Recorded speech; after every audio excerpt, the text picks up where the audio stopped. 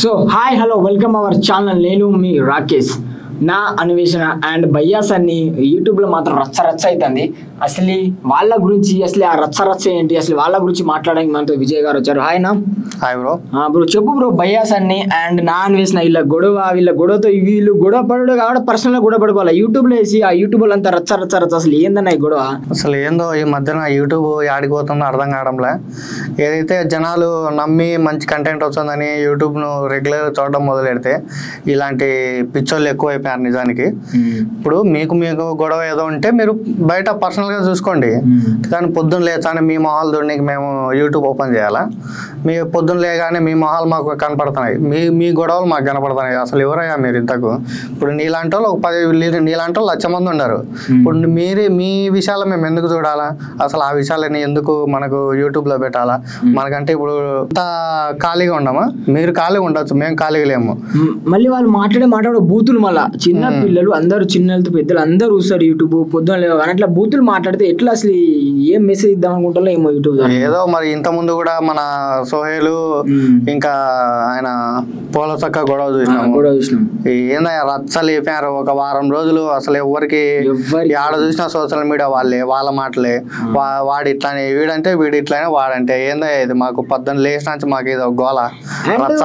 ఇంకొకటి వాళ్ళిద్దరు ప్లానింగ్ చేసుకుని ఇట్లా గొడవ పడితే ఇద్దరు వీడియోలు ట్రెండింగ్ అయితే అని చాలా మంది అంటారు. ఇది రియల్ అనుకుంటాను. నాకు కూడా అట్లే అనిపిస్తుంది. ఎందుకంటే ఇద్దరు ప్లానింగ్ చేసుకుని గొడవ పడి మళ్ళీ ఇద్దరు ఒకటే అన్నట్టు నాకు అనిపిస్తుంది. చెప్పలేం కదా, ఎందుకంటే ఈ రోజుల్లో డబ్బులు సంపాదించడానికి ఒక మనిషి రకరకాలుగా ప్రయత్నాలు చేస్తున్నాడు, పిచ్చి వేషాలన్నీ వేస్తున్నాడు. ఎంతో మంది పిచ్చోళ్ళలో డబ్బులు సంపాదిస్తున్నారు. ఏదో వాళ్ళ మార్కెటింగ్ కోసము, వాళ్ళ బ్రాండ్ ఏదో వాళ్ళ పేరు ఏదో పైకి రావడం కోసము, డబ్బులు సంపాదించడం కోసం ఎన్నో పనులు చేస్తుంటారు. అట్లని మమ్మల్ని టార్చర్ పెట్టద్దు కదా.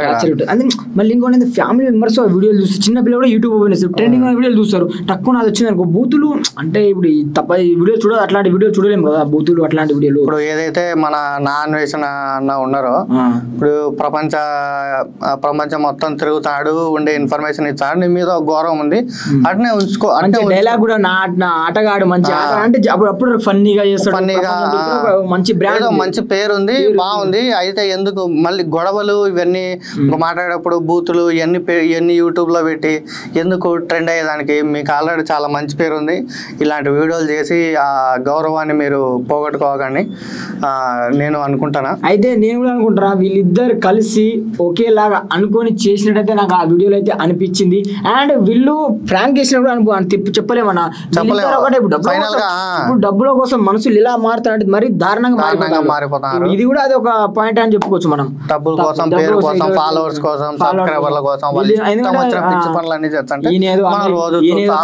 అమెరికా పోయినాడు, ఆయన ఫ్లైట్ అమెరికా పోయినాడు. ఎందుకు అన్ని చేయండి, కష్టపడితే చేయండి, వెళ్ళండి, చేయొద్దంటే. కానీ ఇట్లాంటి బూతులు యూట్యూబ్ లో మాట్లాడకండి, ఎందుకంటే ఫ్యామిలీ అందరూ చూస్తారు. ఇట్లా మీరు మీ గురించి మాట్లాడుకునే విషయం మే పెద్ద పిచ్చలం, అంతే కదా మళ్ళీ. సో ఇది అంటే చేయండి వీడియో, కానీ బూతుల వీడియోలు చేయకండి, ఫ్యామిలీ మెంబర్స్ చూస్తారు, జాగ్రత్త అంతే. And thank you. ఇలాంటి ఇంట్రెస్టింగ్ టాపిక్ కోసం మా ఛానల్ సబ్స్క్రైబ్ చేసుకోండి.